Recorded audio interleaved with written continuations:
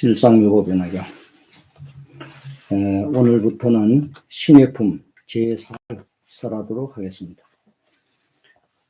그때 해명 수고리 마하가전년 마하가섭 마목건년 등이 부처님으로부터 미정류의 법과 세종께서 사리불에게 안옥따라 삼맥삼보리의 수기 주심을 듣고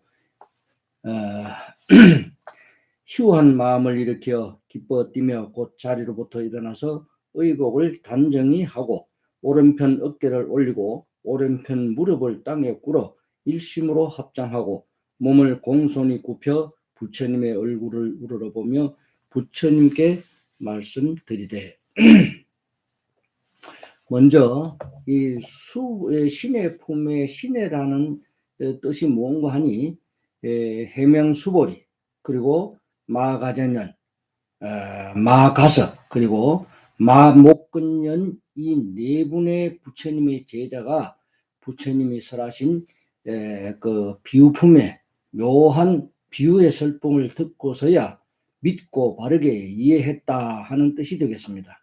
이 네 분의 제자는 그냥 이해만 한 것이 아니라 비유품의 그 비유의 이치를 정확하게 알게 되었고 그것을 실천하고자 하는 마음이 명확해졌기 때문에 신의 품이라고 한 것입니다.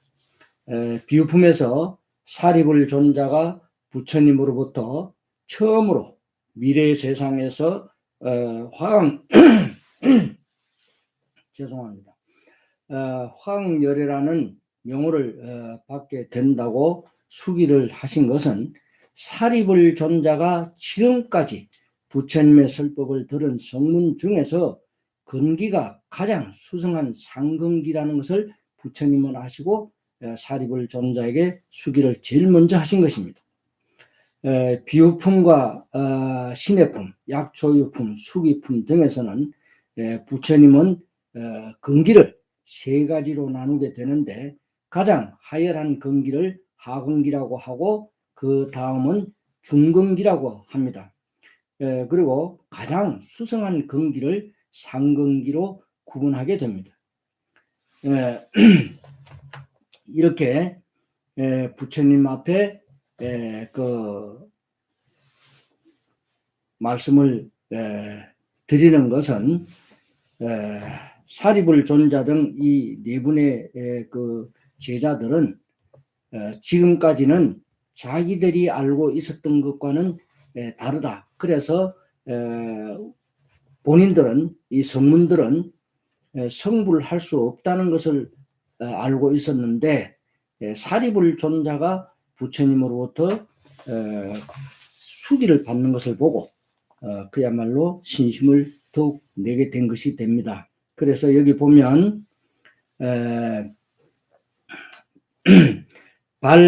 희유심, 환희 용약, 적종자기, 정의복, 편단, 우견, 우설착지, 일심합장, 곡궁, 공경, 처망존한, 이백불안이라고 했습니다.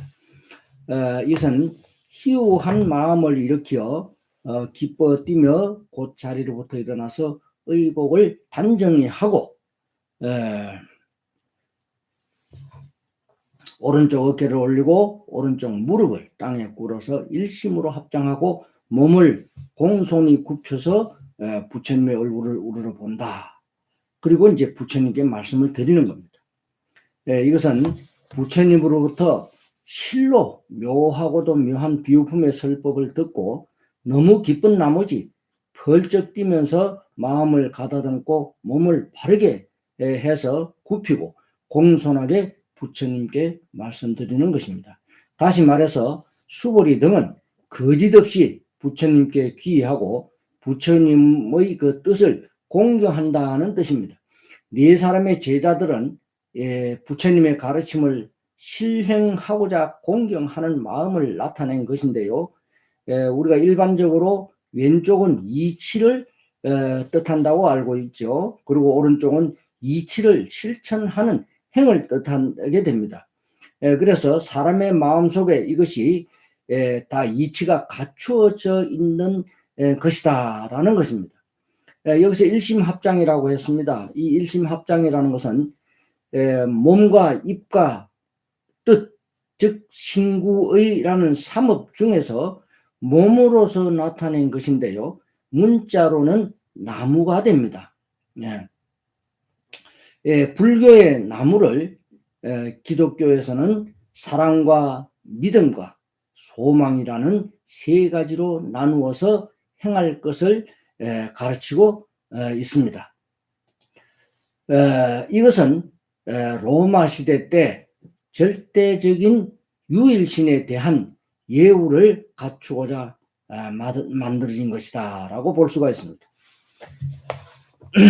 그 다음에 자위, 이득, 열반, 무소, 감입, 불부, 진구, 안욕 따라 삼맥삼볼이라. 이것은 무슨 뜻이냐면 저희들은 대중 가운데의 상수보살이다. 그래서 나이 늙고 열반을 얻었다고 생각하고 다시 나가 안욕 따라 삼맥삼볼을 구하지 않았다. 이 수보리와 네 분의 그 존자들과 이 사리불 존자가 방편품의 설법을 듣고 그 사리불 존자는 깨달았죠. 그러나 수보리 등은 그때까지도 깨닫지 못했습니다. 그러나 수보리 등 네 분의 부처님의 제자는 비유품에 그서 설하신 부처님으로부터 사리불 존자가 수기 받는 것을 이제 직접 보았다는 것이죠. 또 부처님이 설하신 삼계 화택의 비유를 듣기 전에는 깨닫지도 못했었는데 그러나 이들은 스스로 아는 척하면서 깨달음을 얻었다고 생각했다 하는 것을 부처님께 아주 부끄러운 마음으로 진술하는 것이 되겠습니다. 그것은 부처님으로부터 비유품의 그 삼계 화택 설법을 듣고서야 이성법과 삼성법은 부처님께서 임시 방편으로 설하신 가르침이라는 것을 확실하게 알게 되었다 하는 뜻이 되겠습니다. 다시 말해서 수보리를 비롯해서 이 네 분의 제자들은 스스로 깨달은 사람이라서 고통에서 벗어났다고 생각을 하고 있었고 더 이상 자기들은 배울 것도 없고 구할 것도 없다고 생각을 해서 부처님 설법을 40여 년 동안 듣고 왔는데 더 이상 무슨 자기들한테 법이 필요 있겠는가?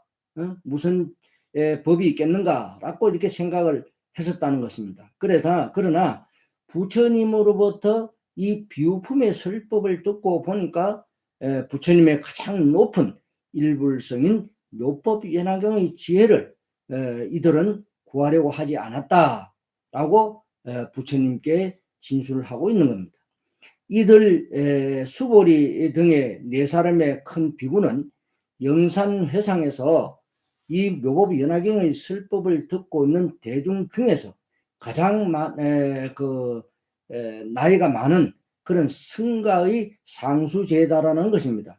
그래서 성문들은 성불하지 못한다고 생각을 하고 부처님께서 임시로 설하신 가르침인 즉 화엄경, 아함경, 방등 12부경, 특히 방등 12부경 속에는 아미타경, 정도사상이 이 속에서 다 설하시게 된 겁니다. 그리고 대반야경, 이 가르침에만 집착을 하고 있었다는 것입니다.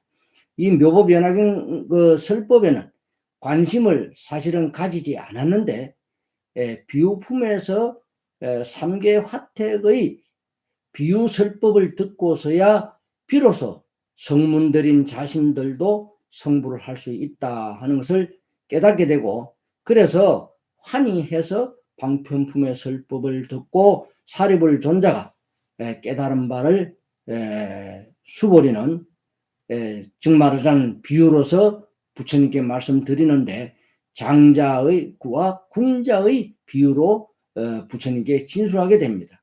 이 장자는 아버지로서 즉 부처님을 비유한 것이요 궁자는 성문들인 자신들을 비유해서 부처님께 진술하게 됩니다. 성문인 사리불 존자는 스스로 작은 법에, 즉 임시방편법에 집착해 있었으나 이 비우품에서 설하시기를 너희들은 다 나의 자식이다, 이렇게 부처님께서 설하심을 듣고 그것을 굳게 믿게 되었죠. 그래서 자기들도 비로소 불자라는, 부처님의 자식이라는 마음을 갖게 되었다 하는 뜻이 됩니다. 모든 사람의 아버지이신 부처님의 그 대자비심으로 인해 가지고 마음의 문을 열고 비우품의 설법을 듣고서야 성문은 성불할 수 없다고 어리석은 생각에 빠져 있었는데, 알고 보니 성문도 성불할 수 있기 때문에 의심을 버리게 되니까 환희하게 되고 부처님을 더욱더 우러러 보게 된다 하는 것입니다. 특히 이제 인도에서는 5 단계의 계급이 있었다고 합니다. 가장 높은 계급이 뭐냐 하면 그 당시에는 그 무사들이 그 왕족이었다고 합니다. 바라문에게 이 왕족들이 법률을 만들어 달라고 요청을 하게 됩니다.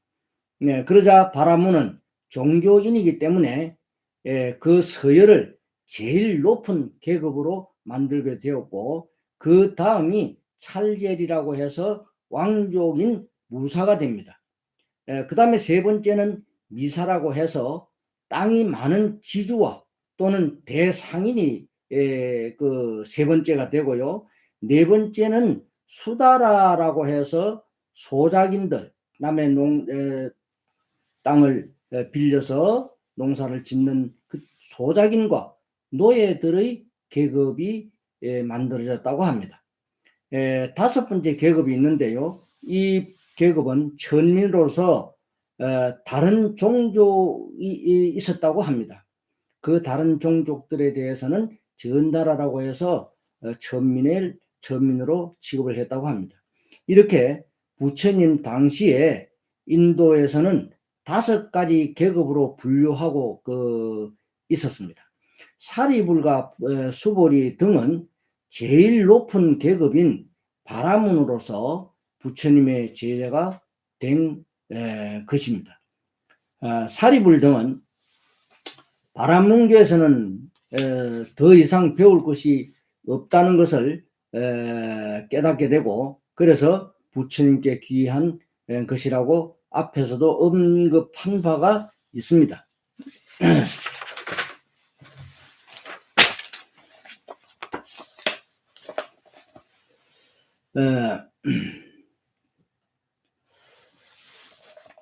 경문을 읽어보겠습니다. 세종께서 오래전부터 법을 설하셨나니 저희들이 그때부터 자리에 있어 이미 몸이 늙고 피곤하여 다만 이 세상의 모든 것은 실체가 없고 오로지 공에 의해 생긴 것으로 원래부터 형상이 없으며 그 실상의 세계는 인연의 조작을 넘어선 상주불변의 존재라는 생각에 급급하였으며 보살법과 신통력을 즐거워하였으며 부처님의 국토를 깨끗이 하여 중생을 성취시키기를 마음에 즐겨하지 않았나이다.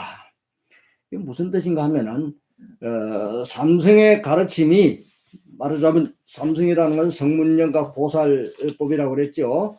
하나의 법밖에 없지만은 이 3가지로 나누어서 부처님이 설하셨다고 이미 언급한 바가 있습니다. 삼성의 가르침이 최고라고 생각을 하고 그 삼성법에 머물러서 보살법과 신통력을 즐거워하고 있었을 뿐 진실한 가르침은 일불성의 안욕따라 삼맥삼불에 들으려고 하지 않았다라고 말씀드리는 것입니다.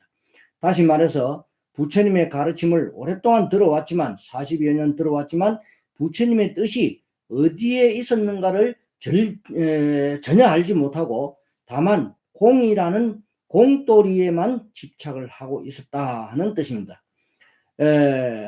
그렇다면 이 4분의 그 제자들, 즉 해명수보리와 마가전현 그리고 마가섭 또 못 끊는 이 네 분의 제자들은 어떤 사람들인가 하는 것을 설명을 좀 하겠습니다. 이미 여러분들도 잘 아시겠지만 이 수보리 등 네 분은 각자 특징이 있습니다. 그 중에서 수보리는 공의 이치를 아는 데 있어서 가장 뛰어난 분이기 때문에 해공 또는 해명 수보리라고 합니다. 수보리 존자는 당시에 인도의 바라문교의 장로로서 부처님께 귀해서 부처님의 10대 제자 중 한 사람이 된 것입니다. 먼저 해명 수보리는 해공이라고도 하는데요. 부처님의 10대 제자 중에서 공의 도리를 가장 잘 안다고 해서 붙여진 이름이다 라는 것입니다.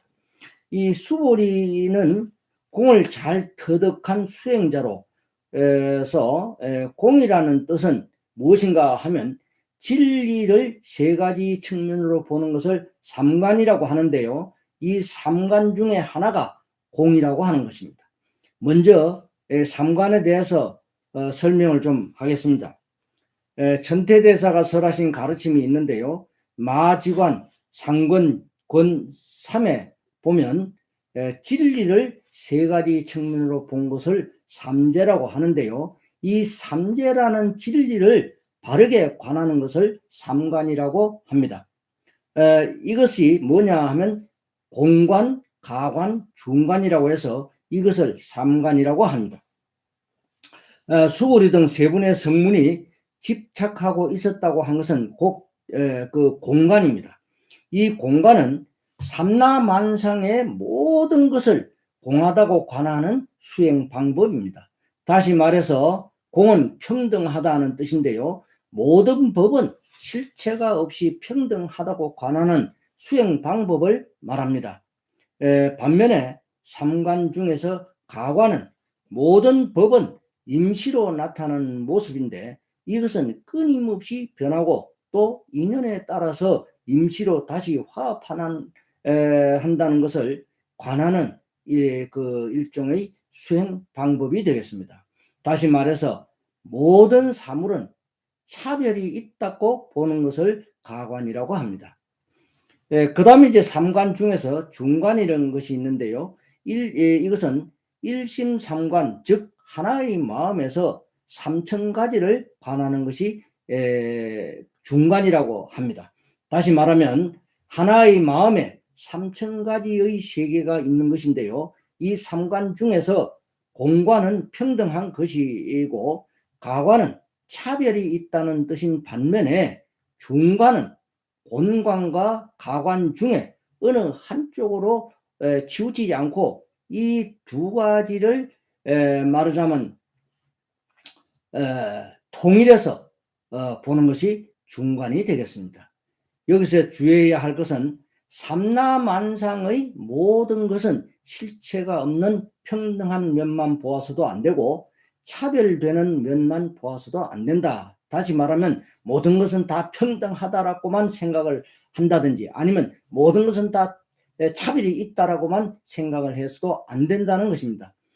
다시 말해서 평등하다고 하는 그 평등한 부분 중에서도 분명히 차별되는 부분이 있을 것입니다. 분명히 그 평등하다고 생각하지만 그 부분에 차별이 있다. 예를 들어서 사람을 두고 예를 든다면 똑같은 사람입니다.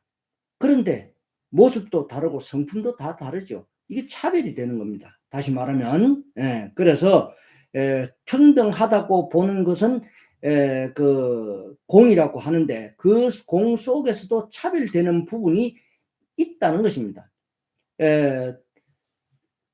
이러한 것을 제대로 이해하지 못하면 한쪽에 치우치게 됩니다. 또 모든 사물이라는 것은 실체가 서로 다르지만은 그 중에서 같다고 보는 그 똑같다가 다르지만은 그 중에서 같은 부분이 있다는 것이죠. 이 평등한 면도 있다는 것을 그 가관이다. 그러니까 말하자면 공관, 평등한 부분과 그 차별이 있는 것 것을 이야기하죠. 차별, 이 두 가지를 다 이해하고 통일해서 보는 것이 곧 이제 중간이라고 합니다. 즉 중도라고 하는 것이죠. 그래서 이 평등한 것과 차별한 것에 어느 한쪽으로라도 편협하게 보게 되면 안 되죠. 편협한 마음으로 한쪽으로만 보게 되면 마음이 기울어지게 됩니다. 기울어진, 말하자면 운동장처럼 상대방의 마음을 이해하지 못하게 되고 일방적으로 자기 주장만 강하게 주장하게 되고 결국은 그로 인해서 서로 다투게 되는 결과를 낳게 됩니다. 또 이제 여러분들에게 꼭 말하고 싶은 것은 공이라는 것을 잘못 이해하게 되면 허무하다거나 또는 아무것도 없이 텅 비어 있는 것이 허공이라고 생각을 해서 혹시 공에 들면 떨어지지 않을까 하는 이런 그 착각도 할 수가 있습니다. 공이라는 것은 변하는 것이 없다고 보거나 아무것도 없는 것이라고 보는 것은 아주 잘못된 견해가 되겠습니다. 이 공이라는 것은 차별하는 것이 없고 평등함에 있다 하는 것입니다. 예를 들어서 설명을 좀 부언 설명을 하자면 반야경에 색즉 시공이라는 말씀이 있습니다. 모든 것이 다 허무한 것으로 잘못 이해하는 사람도 있습니다. 이 색즉 시공의 색은 형상을 말하는 것입니다. 이 형상은 각기 다른 모양을 하고 있기 때문에 차별하는 것으로 또한 가관이 되는 것입니다. 그래서 색은 가관이라고 하는 것이 된다라는 것입니다. 색즉 시공의 적이라는 것은 뭐냐? 분리라 해서 서로 떨어지지 않는 것이 되겠습니다. 그 다음에 색즉 시공의 신은 가지가지로 변해가는 것을 떠나지 않는다 하는 뜻이 되겠습니다. 다시 말해서 공은 변하지 않는 것으로 평등한 것이 된다는 것입니다. 이 색즉 시공을 요약해서 보면 차별이 있지만은 그 가운데서도 변하지 않고 평등한 이치를 잘 분별하는 것을 색즉 시공이라고 합니다. 방편품에서도 이미 언급을 했지만 사리불 존자는 부처님의 그 10대 제자 중에서 지혜가 가장 뛰어나기 때문에 지혜 제일의 사리불 존자라고 합니다. 이 수보리는 해명이라고 해서 부처님의 지혜를 얻고자 하는 것을 그 평생의 업으로 생각하고 공의 이치를 바르게 이해하고 있다고 해서 해명 또는 해공 제일의 수보리라고 한 것입니다. 그 다음에 두 번째 이제 마가전이라는 제자는 논의에 제일 밝다고 해서 논의 제1이라고 합니다. 논이라고 하는 것은 사물의 이치를 세밀하게 분류를 해가지고 명확하게 보고 밝혀낸 것을 논이라고 해서 이것을 가장 바르게 알고 있다는 것이 수보리다라고 해서 논의 수보리다, 논의 제일의 수보리다라고 하는 겁니다. 그 다음에 이제 마가섭 존자는 두타 제일이라고 하는데요. 수행자들은 두타 행을 아주 중요시하고 있습니다. 두타는 계율을 철저하게 지키는 것입니다.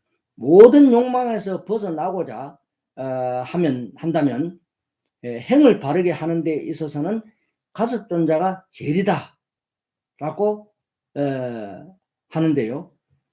이치만 한다고 해서 되는 것이 아닙니다. 행이라는 것은 욕망에서 벗어나고자 노력하는 행이 없으면은 욕망에서 결코 벗어나지 못하기 때문에 가장 중요한 부분이 된다고 할 수 있습니다.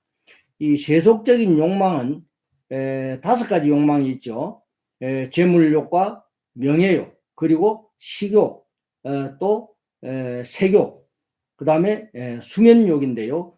이 5가지에서 벗어나지 못하면 세속적인 것이 되기 때문에 바른 수행을 할 수 없지만은 가섭존자는 이 부분에서 가장 뛰어난 제자라고 합니다. 물질 문명이 발달한 이 시대를 살아간 우리들은 두타행이 무엇인가 하는 것을 깊이 반조해 봐야 되겠습니다. 그리고 현재를 살아가고 있는 사람들은 화려하고 사치한 생활을 하고 있기 때문에 믿음을 가지려고 해도 실천하기가 매우 어려워집니다. 그것은 욕망 때문이죠. 이 욕망에서 떠나려고 노력하지 않으면 다른 사람을 이해하지 못하게 되고 남을 이해하는 것 같이 보이지만은 남을 또는 돕는 것 같이 보이더라도 그것은 그 위선이 되는 것이죠. 다시 말하면 자기 자신을 위하는 것이 된다 하는 것입니다. 그래서 진실한 행위 되지 않는 것입니다.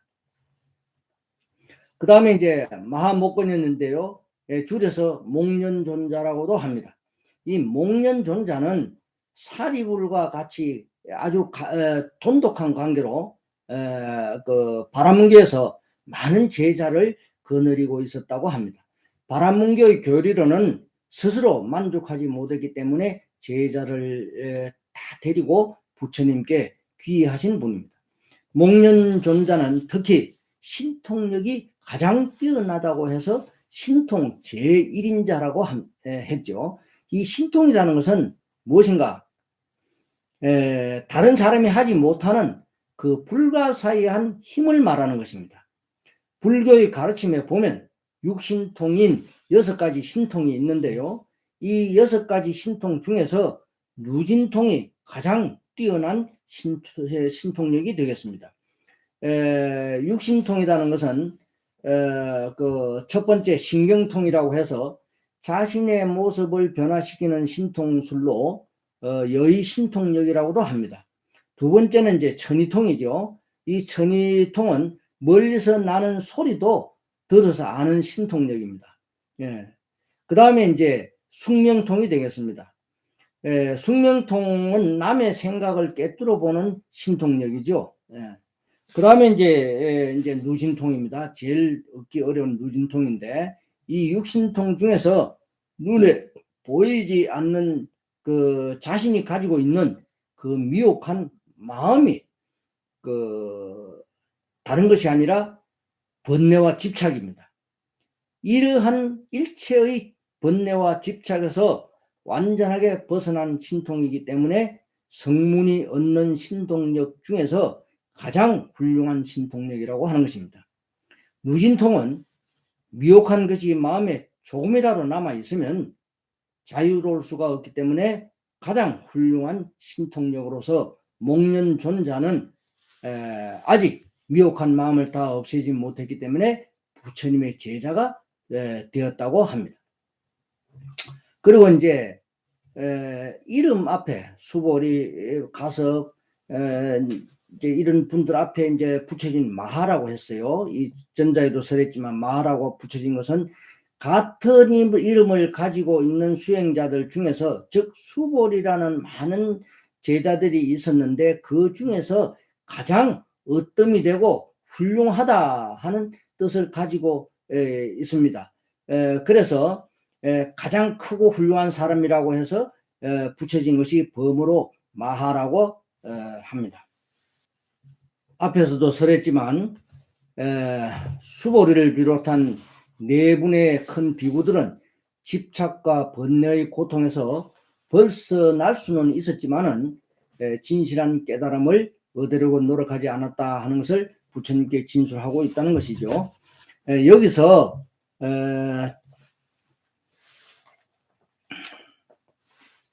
단념, 공, 무상, 무작 그 보살법이라 이 단념, 공, 무상, 무작이라고 했는데 이 부분을 보충해서 설명하도록 하겠습니다.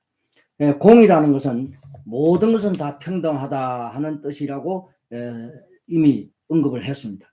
이 무상이라는 것은 뭐냐 하면 모든 평등한 것을 보고 본 것에 대해서 차별하지 않는다 하는 것을 무상이라고 합니다. 상은 서로 상자입니다. 윗상자가 아니고요.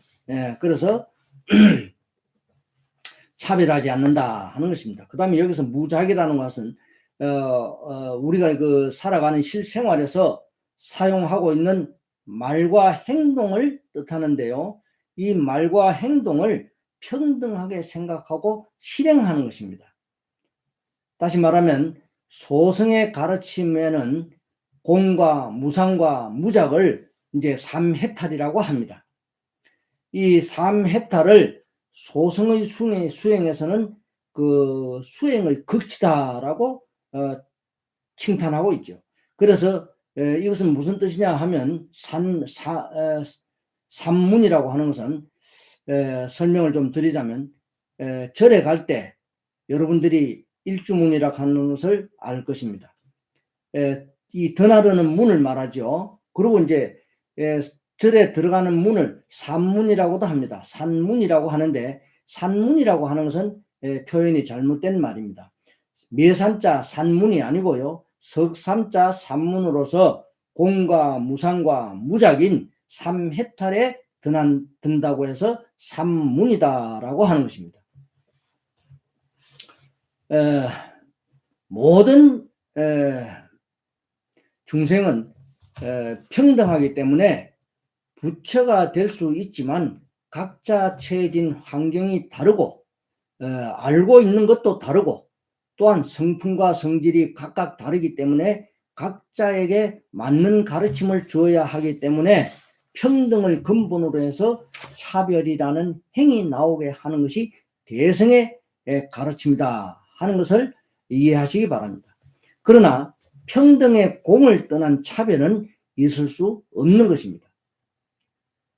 그래서 이 수보리 등 네 사람의 제자는 지금까지 많은 사람들을 가르쳐 왔지만 그들에게 알맞는 가르침을 주지 못했던 것입니다. 또 진정한 자비심을 갖추고 있는 부처님의 뜻을 알지 못하고 오직 소승으로서의 삼해탈에만 집착해 있었기 때문에 부처님의 대자 대비하신 마음을 몰랐다고 진술하게 되는 것입니다. 진술하고 있는 것입니다. 오늘은 여기까지 하고 다음에 또 제 2부를 설하도록 하겠습니다. 실상묘봉의 낙연.